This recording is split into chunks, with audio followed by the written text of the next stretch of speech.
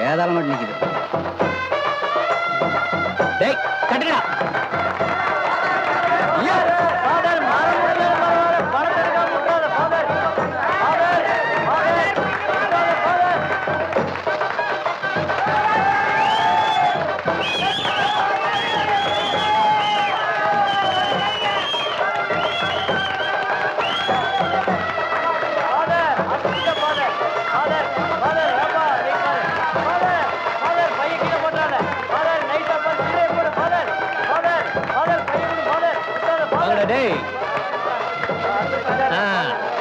இந்தா ஸ்கூலுக்கு போய் புக்ஸ் வாங்கிக்க.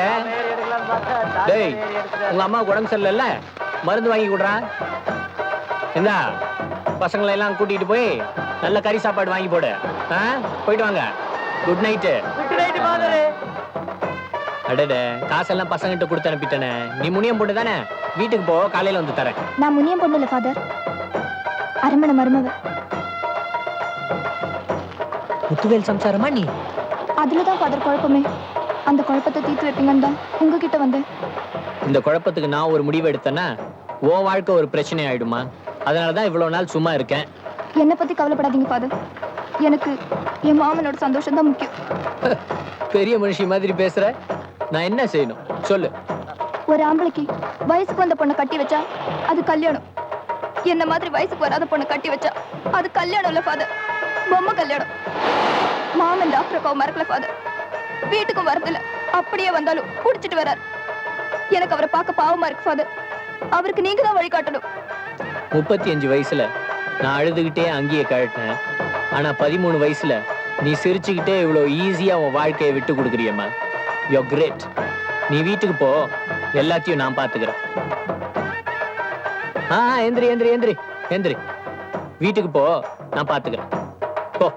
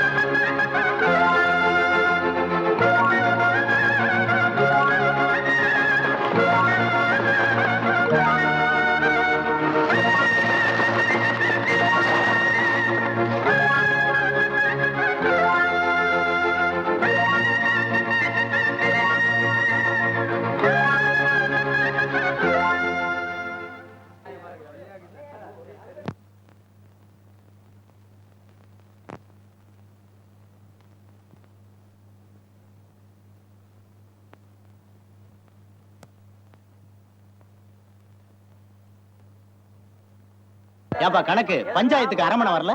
மத்தவங்களை விசாரிக்கிறதா அரமணை வழக்கம். அவரை விசாரிக்கிறதுக்கு இங்க எவனுக்கும் யோகியதை இல்ல. நீங்களே பஞ்சாயத்தை நடத்துங்க. எதுக்கப்பா கசகசன் நியாயம் பேசிக்கிட்டு? அந்த ராஜலட்சுமியை கூப்பிட்டு என்ன நடந்துச்சுன்னு பொண்ணுங்க கேட்டு சொல்லுங்கம்மா. அதாச்சும் உள்ளதை சொல்லுதான்னு பாக்கலாம்.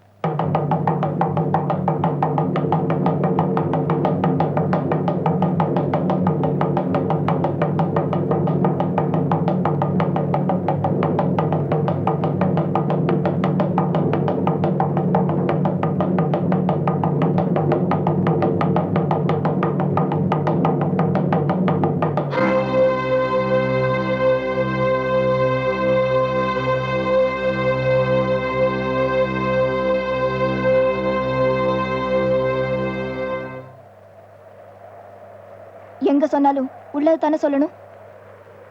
இங்கே சொல்றேன், எங்க அப்பன் சொன்னதெல்லாம் போய். நான் இன்னும் வயசுக்கே வரல. மாலைக்குள்ள தாலியை வச்சு என் மாமனுக்கு தெரியாம என்ன ஏமாத்தி கட்டி வச்சுட்டாங்க. ஊர்க்காரவங்க நீங்கெல்லாம் சேர்ந்து என்ன எங்க ஊருக்கு அமுச்சு வச்சிருங்க. உங்களுக்கு எல்லாம் புண்ணியமா போகட்டும். என்ன எங்க ஊருக்கு அமுச்சு வச்சிருங்க.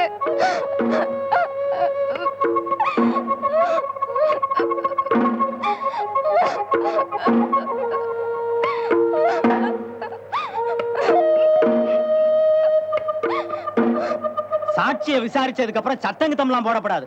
நீ தீர்ப்பு எழுதிக்கப்பா செல்லத்துறை. நம்ம ஊர் குலதெய்வம் கன்னியாத்தாளுக்கு விரோதமா வயசுக்கு வராத புள்ளைய அரமனை ஏமாத்தி கட்டி வச்சது செல்லாது. எழுதிட்டியா?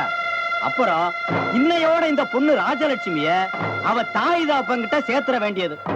இந்த பொண்ணோட எதிர்காலத்துல ஏதாவது பிரச்சனை வராம இருக்கிறதுக்கு அரமனை 50 ஏக்கரா நஞ்சையே எழுதி வைக்க வேண்டியது. ஆச்சா? முத்துவேலு மனசுக்கு பிடிச்ச அந்த டாக்டர் அம்மாவை கட்டிக்க வேண்டியது. இதுக்கெல்லாம் அரமனை ஒத்துக்கலைன்னா நாமெல்லாம் எந்த வேலைக்கும் ஒத்துழைக்காம ஊரை காலி பண்ணிட்டு போயிட வேண்டியது. எல்லாத்துக்கும் திருப்தி தானே?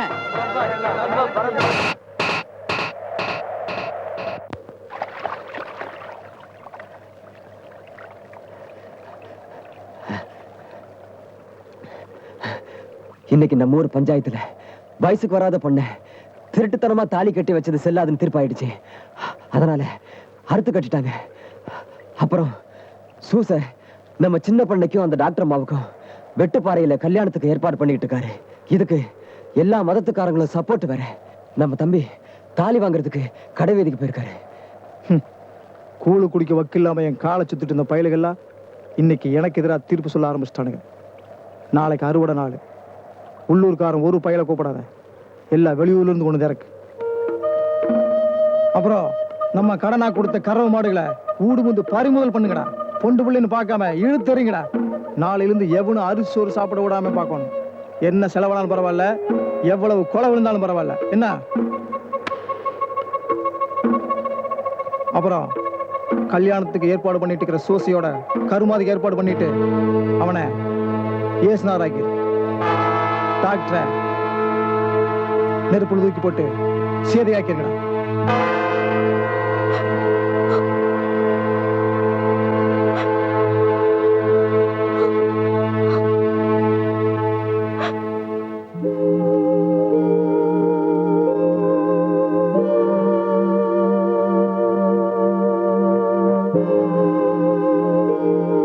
தாயி, ஆலமரம் விழுந்து பார்த்திருக்கேன், ஆனா அரமனை அழுது பார்த்ததில்ல தாயி. உன்னாலதான் அந்த கண்ணீர் குத்தம் சொல்லல, ஆனா உன்னால மட்டும்தான் அதை நிறுத்த முடியும் தாயி.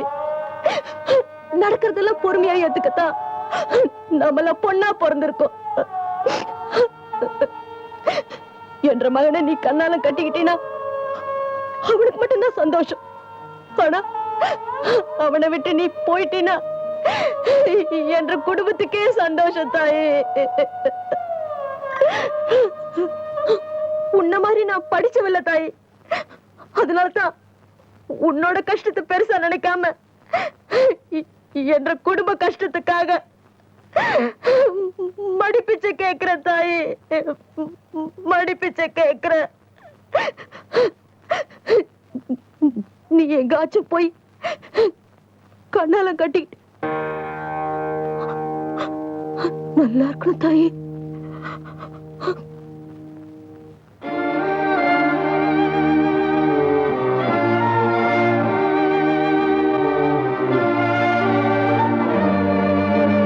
நான் ஊரை விட்டு போறதுக்காகத்தான் ஏற்கனவே முடிவு பண்ணிட்டேன்.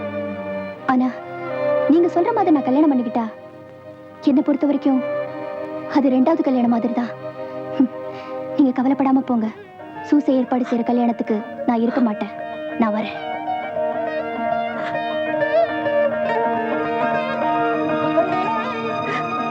ஈஸ்வரா, இவ்வளவு நல்ல பொண்ணு எங்க சாதியில பிறந்திருக்க கூடாதா?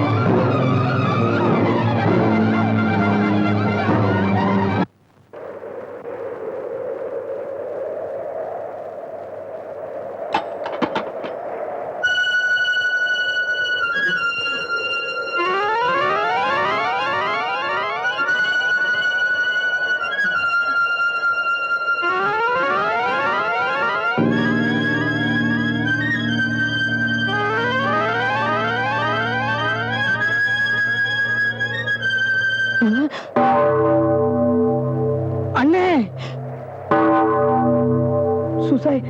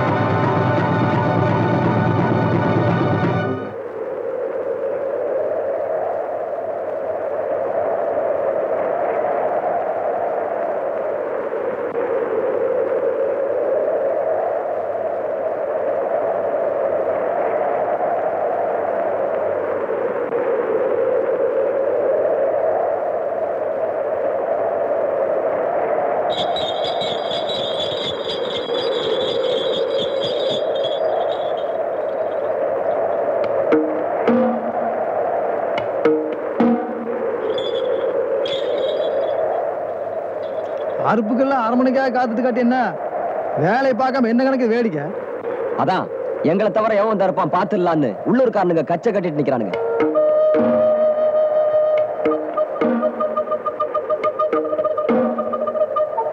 கொண்டாடா அந்த அருவம்.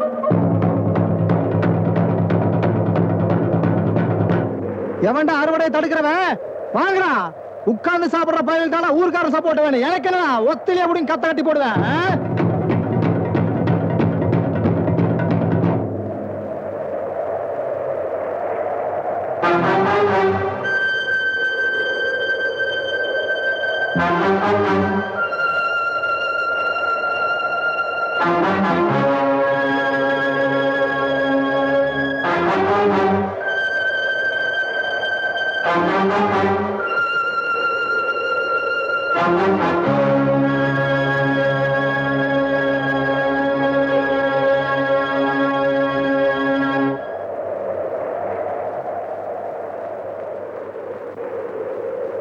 வாடா, விதப்புக்கு தான் வரல, அறுப்புக்காவது வந்திருக்கே.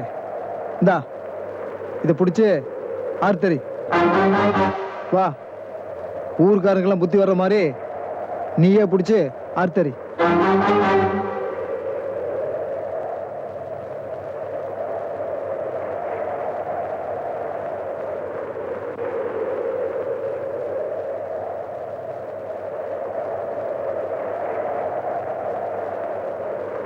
என்றா பாக்குற எரிஞ்சு போனவங்க நினைச்சு கரைஞ்சு உருகுறீங்களோ?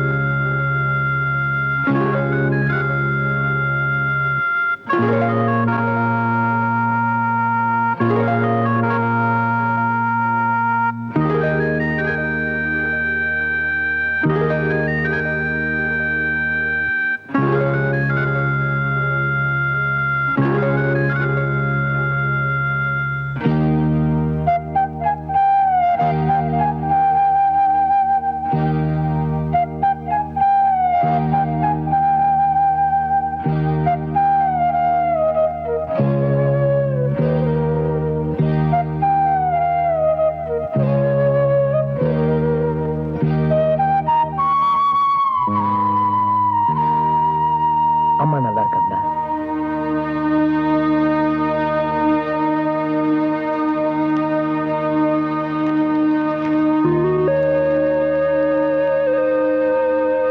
இவளுக்காகத்தான் இத்தனை வருஷம் நான் உயிரோட இருந்தேன். ஆனா உனக்காகத்தான் கண்ணு இவ உயிரோட இருக்கிறா. பெத்த கடனுக்காக மத்ததெல்லாம் மறந்துட்டு இவளை கைப்பிடிச்சு நம்ம வம்சத்தை காப்பாத்த என்னோட தாலியத்தான் நீ மதிக்கல. அதனாலதான் உன் முகத்துல நான் முழிக்கல.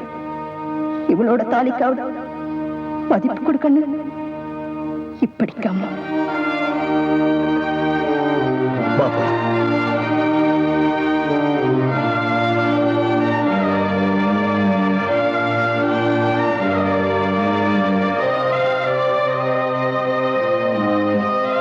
என்னோட தாலியத்தான் நீ மதிக்கல. இவளோட தாலிக்காவது மதிப்பு கொடுக்கணும்.